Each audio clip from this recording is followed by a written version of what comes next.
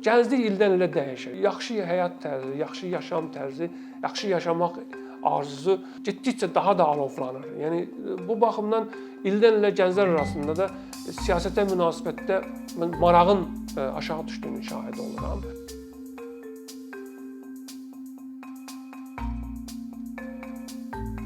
Siyasi partiyaların əvvəla ondan başlayaq ki, cəmiyyətdə klassik olaraq, yəni tarixən əsas 3 funksiyası var. Yəni partiyaların mən məram məqsədlərini, ideologiyalarını qoyuram kənara.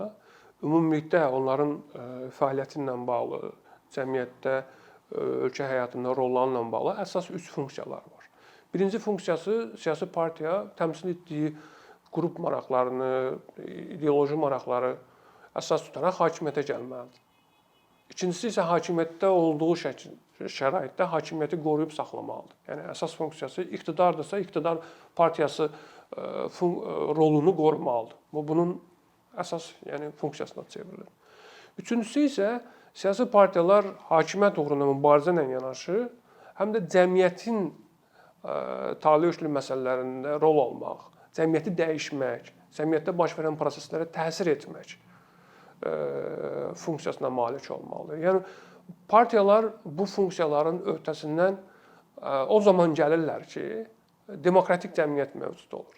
Yəni və yaxud da rəqabətli bir cəmiyyət mövcud olur. Tutalım ki, Azərbaycan timsalında seçkili hakimiyyət orqanları, bələdiyyələr, parlament və prezident ofisinə, prezident hakimiyyətinə iddialı olan siyasi partiyaların seçkilər olmadığı üçün, yəni siyasi mühit olmadığı üçün hakimiyyətə gəlmək imkanları məhdudlaşır. Yəni hakimiyyət uğrunda mübarizə imkanları məhdudlaşır. Yəni birinci funksiyanın öhdəsindən gələ bilmirlər. Obyektiv səbəblərdən. İkincisi, iqtidar partiyası statusu da Azərbaycanda artıq öz əhəmiyyətini itirib. Çünki ölkəni bir partiya idarə etmir. Yəni deyilir ki, Yeni Azərbaycan Partiyası iqtidar partiyasıdır. Xeyr. Yeni Azərbaycan Partiyasının artıq 10 ilə yaxın, bəlkə də daha çox iqtidar partiyası kimi mövcudluğu göz qabağında deyil. Biz tam şahidi olmuruq ki, hansısa proqramların qəbulu bu partiyadan gəlir. Partiya hansısa proqram hazırlayır, partiya hansısa layihə, qanun layihəsi hazırlayır. Partiyanın parlamentdəki çoxluğu hansısa məsələ ilə bağlı gündəm yaradır, gündəlik yaradır, layihələr təklif edir və s. və ilə axır. Yəni nə parlamentin özündə, nə bələdiyyə idarəsində, yerli səviyyədə, nə də ümumiyyətlə mərkəzi icra hakimiyyətinin idarə olunmasında iqtidar partiyası kimi Yeni Azərbaycan Partiyası iştirak etmir. Deməli, bu iki funksiyanı partiyalar malik deyillər, reallaşdıra bilmirlər. O zaman qalır bir dənə, yalnız bir funksiya, o da cəmiyyətə müxtəlif vasitələrdən istifadə etməklə təsir etmək, cəmiyyəti dəyişmək, cəmiyyətdə yeniliklərə nail olmaq, problemlərin həllinə nail olmaq. Bax, bu məsələdə çoxlu sayda partiyalar var ki, iddialıdırlar və çalışırlar. İndi bizim bu partiyaların ümumilikdə bu sahə ilə bağlı fəaliyyətinə qiymət vermək imkanlarımız məhduddur. Çünki əlimizdə ciddi məlumatlar yoxdur, əlimizdə ciddi statistika yoxdur. Araşdırma da aparmamışıq. Sadəcə onu deyə bilərik ki, məhz bu üçüncü funksiyanın icrası ilə də bağlı ölkədə 3 əsas instrument, zəruri olan 3 əsas instrument partiyalara normal fəaliyyət göstərməyə imkan vermir. Biri, ifadə azadlığına olan baskılar, qadağalar. 2, sərbəst toplaşmaq azadlığına olan baskılar, qadağalar. Üçüncüsü isə birləşmək azadlığına olan qadağalar. Yəni bunlar olmayanda partiyalar üçüncü funksiyasının öhdəsindən də normal şəkildə gələ bilmirlər. Və bu reallıqda bizim üçün zəruri olan tutalım ki, gənclərin bu dəyişikliklərə cəlb olunması məsələsidir. Bu özü də ağır mövzudur. Çünki Azərbaycanda hal-hazırda ürəkaçan mənzərə yoxdur.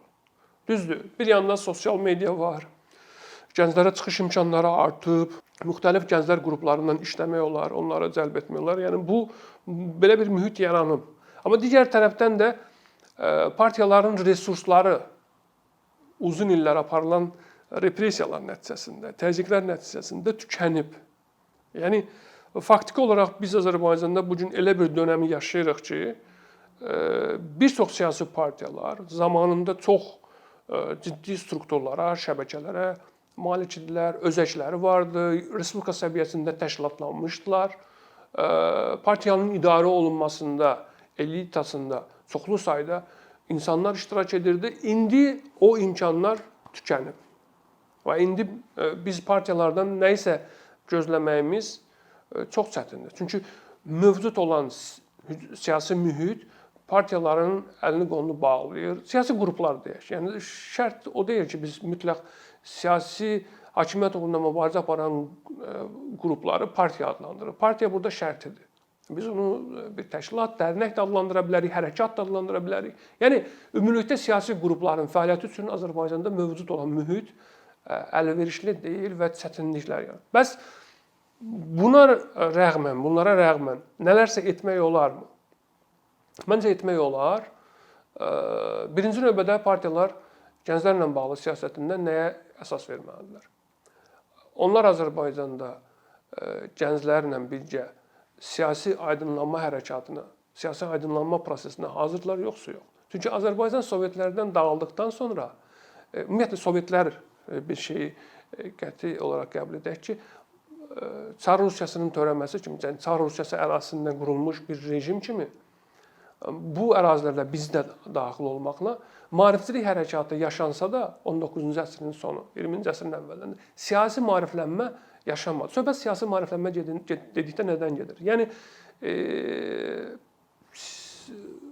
rasional siyasi dünyagörüşün cəmiyyətdə qəbul olunması.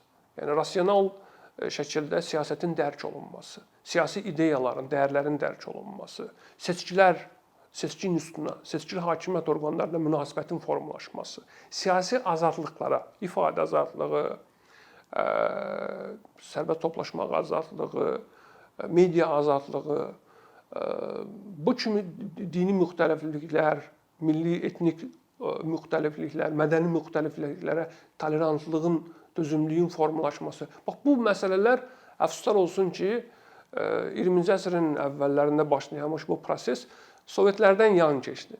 Və Sovetlərdən yan keçdikcə onun tərkibində olan bir çox cəmiyyətlər və biz də çox belə deyərdim, kasıb bir sosial kapitalla SSR dağılanda onunla, o mirasla çıxdıq və əfsuslar olsun ki, siyasi o aydınlanma, yəni rasional siyasi dünyagörüşə yiyələnmək prosesi bizdə aparılmadı, baş vermədi. Biz bunun bu gün mənfi örnəklərini də yaşamaqdayıq. Tutalım ki, siyasi fəaliyyətlə məsul olan qruplar arasında, xeyli dərəcədə populyar insanlar arasında elementar siyasi məsələlərə, yəni fundamental insan hüquq və azadlıqlarına münasibətdə biz çox mühafizəkar, çox əsaslandırılmamış yanaşmaların şahidi oluruq. Yəni bu baxımdan Azərbaycandakı avtoritarizmlə məsələn Rusiyada və Belarusdakı avtoritarizm bir-birindən fərqlənir. Tutaq ki, Rusiyada və Belarusda məişət zorakılığı məsələsi, qadınların siyasi həyatda iştirakı məsələsi aktual deyil. Yəni o problemi artıq aşıblar. Orada artıq qadınların siyasi hərəkatda iştirakı ilə bağlı məsələlər müzakirə olunur. Amma Azərbaycanda biz görürük ki, 30 illik müstəqillik dövründə siyasətdə öndə olanlar əsasən kişilərdir. Qadınların siyasi həyatda iştirakı çox zəifdir. Siyasi qruplarda çox zəifdirlər. Elementar etiraz aksiyalarında, mitinglərdə görürük ki, daha çox məsəl üçün kişilər təmsil olunur. Yəni qadınlar siyasi həyatda aktiv deyillər. Yəni bu bir nümunədir. Amma cəmiyyətin də buna bir baskısı var. Və bu baskının aradan qaldırmaq üçün mütləq ölkədə bir siyasi aydınlanma hərəkatı getməlidir. Aydınlanma prosesi getməlidir. Siyasi maarifçilik olmalıdır. Biz bunu yaşaya bilmədik. Bax, indi elə bir zamana gəlib çatmışıq ki, uzun illərdən sonra, mən buna itirilmiş illər deyərdim, uzun illərdən sonra biz yenidən geriyə baxıb saf-sürük etməliyik ki, artıq yeni nəslə, gənclərə siyasi qruplar nə vəd edirlər? Birinci növbədə siyasi aydınlanma prosesinə töhfə vermək lazımdır. Siyasi partiyalar bunu etməlidirlər ki, cəmiyyətin bütün təbəqələri, bütün qrupları cinsindən, milli mənsubiyyətindən, etnik mənsubiyyətindən asılı olmayaraq bütün sosial qruplar siyasətə bu və ya digər şəkildə cəlb olunsunlar. Gənclərə gəldikdə isə Qayıdıram o məsələyə ki, gənclərin ehtiyacları dəyərləndirilməlidir. Yəni gənclər nə istəyirlər? Gənclərin bu gün təhsillə bağlı, məsələn, ən ciddi problemləri təhsillə bağlıdır. Tutalım, mövcud ölkədə təhsil sistemi qərb standartlarına, müasir standartlara uyğun gəlmir amma gənclər də savadlanmalıdır, yaxşı təhsil almalıdır, oxumalıdır və müasir standartlara yiyələnməlidir. Necə edək ki, bu prosesdə tutam ki, gənclər partiyaların dəstəyini hiss etsinlər. Partiyalar onlarla birgə olsunlar, siyasi dəstək alsınlar. Çünki gənclər öz problemlərini qaldıranda, bununla bağlı danışanda, auditoriyada hiss eləməlidirlər ki, auditoriyanın divarlarından kənarda onların arxasında olan siyasi qüvvələr var. Onlar hüquqlarını, haqlarını müdafiə edəndə ciddi dəstək görəcəklər. Vacib məsələlərdən biri də gənclərin işsizliklə bağlı əsas məsələn problemlərlə bağlı siyasi dəstəyin olmasıdır. Yəni ölkədə işsizlik ciddi bir problemdir. Biz bunun nədə şahidi oluruq? Hər il ölkənin nə qədər insan tərk edir və bu tərk edənlərin böyük əksəriyyəti iqtisadi səbəblərdən tərk edirlər, sosial səbəblərdən tərk edirlər. Yəni Azərbaycanda ali təhsil almış belə insanlar özlərinə rəva bilirlər ki, məsələn, getsinlər xarici ölkələrdə ən ucuz işdə də çalışsınlar, fiziki əmək sərf edən işdə də çalışsınlar. Yetər ki, güzəranlarını qura bilsinlər. Yəni yetər ki, sosial ehtiyaclarını ödəyə bilsinlər. Bax, bu kimi məsələlərlə bağlı tutalım ki, partiyaların verə biləcəyi hansısa xidmətlər ola bilər. Yəni gənclər hiss eləməlidirlər ki, o ölkədə onların istəklərini, onların problemlərini qaldıran, bunu müdafiə edən qruplar var. Amma dediyim kimi, söhbət təkcə maddiyyatdan yox, həm də mənəvi ehtiyaclar. Çünki yeni nəsil, yeniləşən nəsil həyata daha fərqli baxır. Çünki qlobal dünyada yaşayır, çox rahat şəkildə özünün cəmiyyətini Gürcüstanla, Ukrayna ilə, başqa Avropa ölkələrindən müqayisə edə bilər. Məsələn, gənclər görəndə ki, bu ölkədə siyasi partiyaların böyük əksəriyyəti cinsi bərabərlik məsələlərinə, cinsi orientasiya ilə bağlı məsələlərə tutalım, çox mühafizəkar yanaşırlar. Artıq o özünü istər-istəməz bu ölkənin siyasətində tapmayacaq. Çünki yeniləşən nəsil həyata başqa cür baxır. Yeniləşən nəsil 30 il, 40 ilin gəncliyi qədər tutalım ki, həyatı bir qütbdən baxa bilməz. Artıq onun çoxlu mənbələri var, çoxlu mənbələrdən oxuyur, öyrənir və o istəyir ki, ölkəsində tolerantlıq daha yüksək səviyyədə olsun və s. Amma digər bir məsələ var ki, ola bilər ki, bütün gənclər açıq fikirli, mühafizəkar baxışlardan uzaq deyirlər. Amma siyasi partiyalar da bu məsələ düşündürməlidir ki, necə edək ki, gənclər mühafizəkar dünya görüşdən uzaqlaşsınlar, daha açıq fikirli olsunlar. Çünki yenilənmə, qayıdıram o rasionallıq məsələsinə, rasional dəyərlərdən, rasional düşüncədən gedir. Rasional düşüncəni gənclərə necə təlqin edək? Çünki gənclər rasional düşünməyə başladıqca mühafizəkar qruplara, partiyalara da qoşulmayacaqlar, hərəkatlara da qoşulmayacaqlar. Onlar sorğulamağa başlayacaqlar. Onlarda şəxsiyyətə pərəstiş olmayacaq. Onlarda tutalım ki, uzun illər, 100 illər boyu formalaşmış o patriarxal ənənələrə sevgi olmayacaq, ehtiram olmayacaq. Onlar dərk edəcəklər ki, cəmiyyətdə bir şəxsiyyət kimi formalaşmaq üçün, olmaq üçün sorğulamaq onların ən doğal haqqıdır. Bu haqqa sahib olmaq üçün partiyalardan da bir dəstək görməlidirlər. Yəni partiyalar bu məsələlərdə çox həssas davranmalıdırlar ki, maksimum şəkildə gənclərin köhnə ənənələrlə, köhnə dünya görüşdə, mühafizəkar dünya görüşdə olması onların siyasi mübarizəsində də mənfi təsirini göstərir. Çünki gənclər sorğulamırsa, bizdə də belə gənclər də çoxdur. Gənclər mövcud mentaliteti tutalım ki, sorğulamırsa, şəxsiyyətə pərəstişi sorğulamırsa, ölkədə tutalım ki, mövcud olan qadın-kişi münasibətlərini sorğulamırsa, cinsi orientasiya ilə bağlı, insanların cinsi orientasiyası ilə bağlı, etnik mənsubiyyəti ilə bağlı, dini mənsubiyyəti ilə bağlı məsələlərə çox monoton yanaşırsa, bu partiyalar da qayğılandırmalıdır. Ki biz necə eləyək ki, bu dəyərləri dəyişək. Yəni Bəzən partiyalar fikirləşirlər ki, müəyyən şəxslər ki, yox, bu həssas mövzulardır. Biz daha çox hakimiyyətə gəlmək uğruna bu. Amma hakimiyyətə kimdən gələcəksiniz? Əgər sizin öz elektoratınız yaranmayıbsa, əgər siz öz elektoratınızı yarada bilməmisinizsə, tədris vasitəsilə, dəstək vasitəsilə, yeni rasional dəyərləri təlqin etmək vasitəsilə siz yeni bir elektorat yarada bilməmisinizsə, yeniləşən 30 illə nəsil arasında özünüzə tutalım ki, yenilikçi bir nəsil formalaşdıra bilməmişsinizsə, o zaman çətin olacaqdır. Yəni siyasi aydınlanma, rasional dünya görüşün bu ölkəyə, siyasi düşüncənin, siyasi tənqidi düşüncənin bu ölkəyə oturuşması mümkün olmadıqca bu proses çətin olacaqdır. Ona görə də mən partiyalardan əsas gözləntim odur ki, baxsınlar. Məsələn, bir sıra ölkələrin təcrübələrinə də müraciət etmiyorlar. Mən partiyaların çatışmazlıqlarına gəldikdə problem burasındadır ki, partiyalar uzun illər gənclərə idarəçilikdə daha çox sözə baxan, onların əmr və sərəncamlarını, yəni yuxarı orqanların əmr və sərəncamlarını icra edən, dinməz söyləməz bu məsələləri yerinə yetirən bir drujina kimi yanaşıblar, bir yəni üzvlər kimi yanaşıblar. Bu baxış da dəyişməlidir. Gənclərin partiyalara cəlb olunursa əgər, onlar o partiyalardan hansısa formada faydalanmalıdır.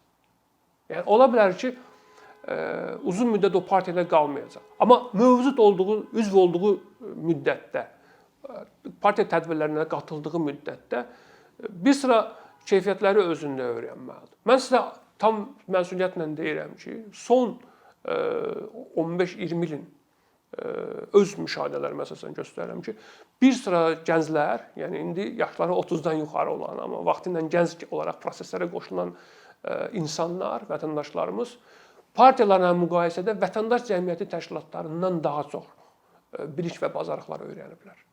Yəni partiyalara düşən 20 yaşlarında mən gəncləri tanıyıram ki, daha çox intriqaların ortasına düşdülər. Daha çox intriqaların subyektinə çevirilər. Orada onlar məsəl üçün kompüter biliklərini təkmilləşdirə bilmədilər. Xarici dillərlə bağlı heç bir belə mühitə düşə bilmədilər. İdarəçiliklə bağlı bacarıqlarını artıra bilmədilər. Akademik biliklərini təkmilləşdirə bilmədilər. Bütün bu imkanlar daha çox vətəndaş cəmiyyət təşkilatlarında tanındı. Amma siyasi partiyalarda da bunlar tanınmalıdır. Məsələn, örnək olaraq mən göstərə bilərəm sizə, tutalım ki, Rusiyada Navalny və Yavlinski tərəfdarları. Yavlinski bloku uzun illərdir Rusiyada liberal düşərgənin əsas təmsilçilərindən biri kimi tanınır. Xeyli sayda insan Yavlinski blokunun, yəni bu siyasi partiya deyək də, Yavlinski partiyasının tərkibində olmuş, tədbirlərinə qatılmış, könüllüsü olmuş və oradan ictimai-siyasi həyata atılmış insanlardır.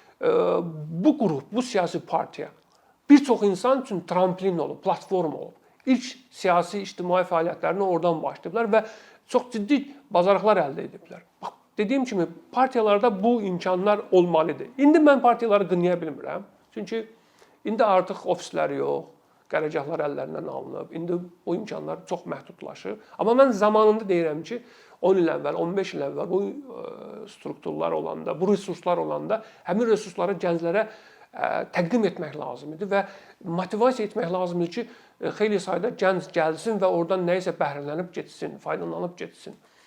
Bu baxımdan, yəni o dediyim dövr ki, 10 il, 15 il bundan öncəkidir, bir qədər itirilmiş zamandır. Həm partiyalar üçün, həm də həmin dövrün gəncliyi üçün. Amma bundan sonrasına baxmaq lazımdır və bundan sonrasını öyrənmək lazımdır. Məsələn, Rusiyada tutalım ki, nəyi mən daha çox diqqətimi çəkir? Rusiyada Navalny'nin məsəl üçün ətrafının tərəfdarları, o Parnas və başqa bu siyasi qruplar, onlar belə bir sistem qruplar.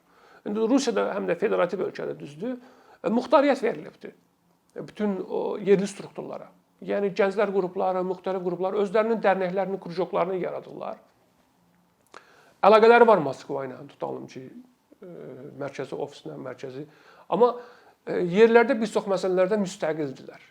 Yəni partiya mərkəzi aparatından heç bir təlimat gözləmirlər. Çox vacib, əhəmiyyətli məsələlərdə öz qərarlarını partiyanın mərkəzi orqanlarına razılaşdırırlar. Amma yerli seçkilər və başqa kimi məsələlərdə çox rahatlıqla muxtar struktur kimi, müstəqil, yarım müstəqil qurum kimi çıxış edə bilirlər. Bax, bu məsələlər bizim partiyalarda bir qədər məncə qorunmur, təmin edilmir. Yəni, muxtariyyətlərin verilməsi gənclər təşkilatlarına, gənclər strukturlarına, partiyanın daxilində törəmə təşkilatlarının yaranması, müxtəlif qrupların yaradılması, dərnəklərin formalaşdırılması. Bunun üçün, yəni, baxmaq lazım, imkanlar vermək lazım ki, cəmiyyətin müxtəlif sosial qruplarına toxunan, onların həyatına bu və ya digər formada təsir edəcək sosial təşəbbüsləri dəstəkləmək. Kəndlərdə, şəhərlərdə, rayonlarda şərt deyil ki, o prosesdə hər kəs partiyanın üzvü olmalıdır.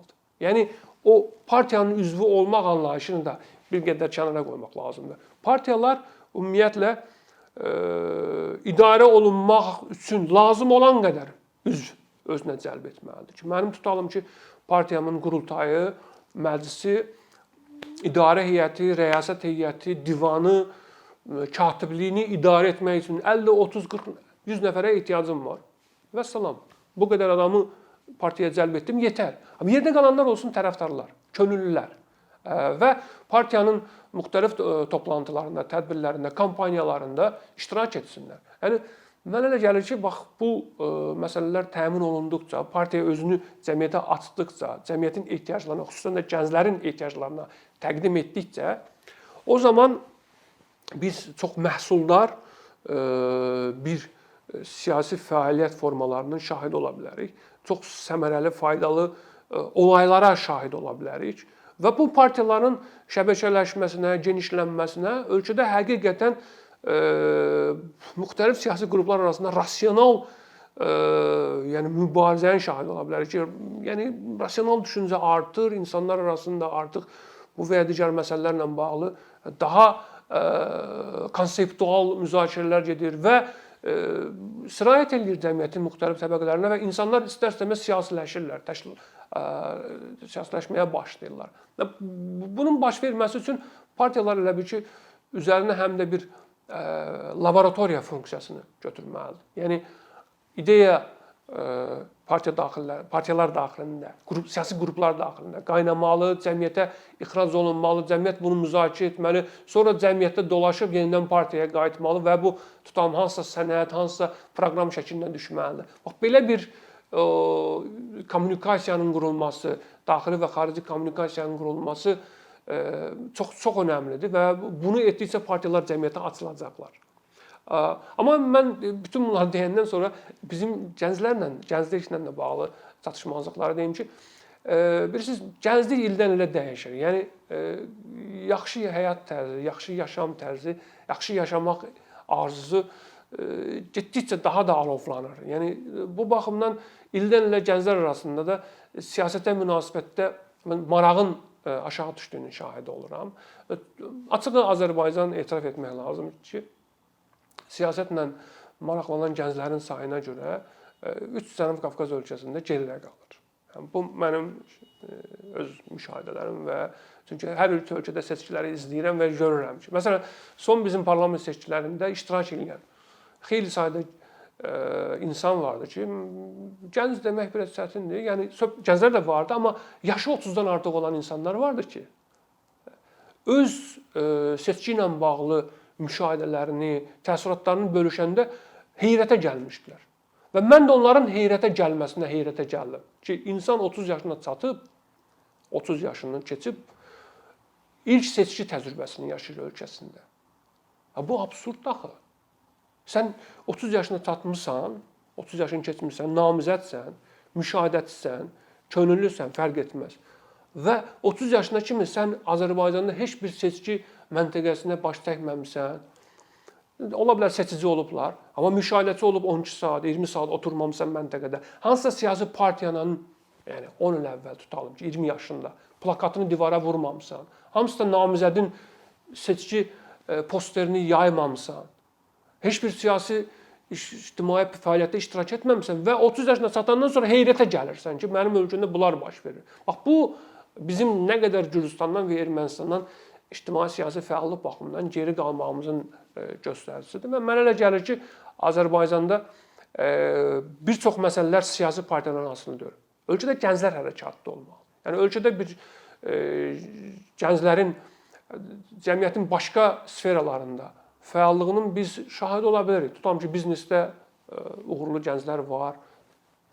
Deyək ki, sosial təşəbbüslərlə çıxış edən çox uğurlu gənclərimiz var. Akademik sahədə çox uğurlu gənclərimiz var. Jurnalistikada yəni biz şahid oluruq. Amma gənclər hərəkatı, yəni bu gün zəifləyib, amma sabah artmaq ehtimalı, sabah cəmiyyətdə həqiqi, gerçək söz sahibi olmaq ehtimalı olan gənclər qruplarının sayı çox-çox azdır. Yəni demək olar ki, ölkədə gənclər hərəkatı yaşanmır. Söhbət təkcə hakimiyyət uğrunda mübarizə etmək məsələsindən getmir. Söhbət cəmiyyətdə yanlış stereotiplərə, bu korrupsiya da ola bilər, bu tutalım ki, işgəncə halları da ola bilər, bu insanların fundamental digər haqları da ola bilər. Bu məsələlərə çox qaynar şəkildə, çox kütləvi şəkildə təpki verəcək gənclər qruplarının olmaması bu bizim də bir minusumuzdur və bu minusu mən siyasi partiyaların ayağına bağlamazdım. Yəni onların üzərinə bir mənfi hal kimi qoymazdım. Bu sadəcə cəmiyyətin problemi. Cəmiyyət öz içərisindən gənclər çıxara bilmir, gənclər hərəkatı çıxara bilmir və bu ayrıca bir mövzudur. Yəni biz bunun üzərində ayrıca danışmalı olacağıq.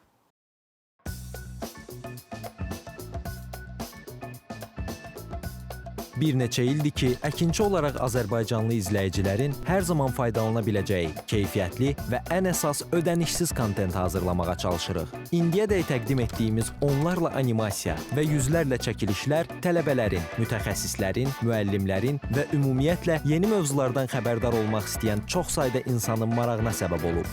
Bu illər ərzində hazırladığımız videolar təhsil, texnologiya, ictimai fəallıq, iqtisadiyyat, gender bərabərliyi, ətraf mühit, ifadə azadlığı, hüquq, demokratik inkişaf, mədəniyyət və digər mövzuları əhatə edib. Məqsədimiz çoxlu baxış gətirən deyil, çoxlu fayda gətirən videolar hazırlamaqdır. Amma bu, düşündüyümüz qədər asan deyilmiş. Gördüyümüz iş kifayət qədər resurs, əmək və təbii ki, davamlılıq tələb edir. Bu səbəbdən Patreon platformasından istifadəyə başladıq. Əkinçinin Patreon hesabının populyarlaşmasına çox böyük ümidlərimiz və gözləntilərimiz var.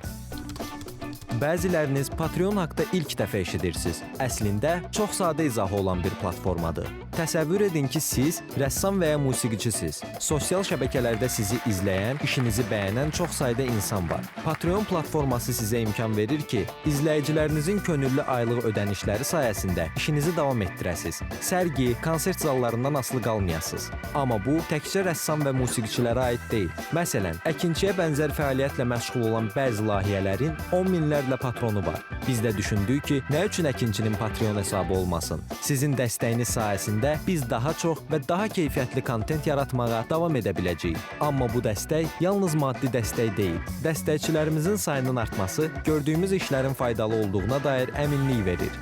Patreon platformasından istifadə çox sadədir. Hesabınızı açırsınız, sizə uyğun dəstək növünü seçirsiniz və Patreon özü hər ayın ilk günü kartınızdan seçdiyiniz dəstək növünə uyğun ödəniş tutur. Bu qədər. Sonda onu demək istəyirik ki, dəstəkçilərin sırasına qoşulmaq istəyən, amma məhdud imkana görə bunu edə bilməyənlər narahat olmasın. Daha öncə dediyimiz kimi, bizim əsas məqsədimiz daha çox insanın hər zaman faydalana biləcəyi keyfiyyətli və ödənişsiz kontentin yaradılmasıdır. Bunun üçün mütləq patronumuz olmalısınız deyə məcburiyyət yoxdur. Amma imkanınız patron olmağa çatırsa və bizim işimizi bəyənirsinizsə, patronlarımızın sırasına qoşulmağınız bizim üçün çox önəmlidir.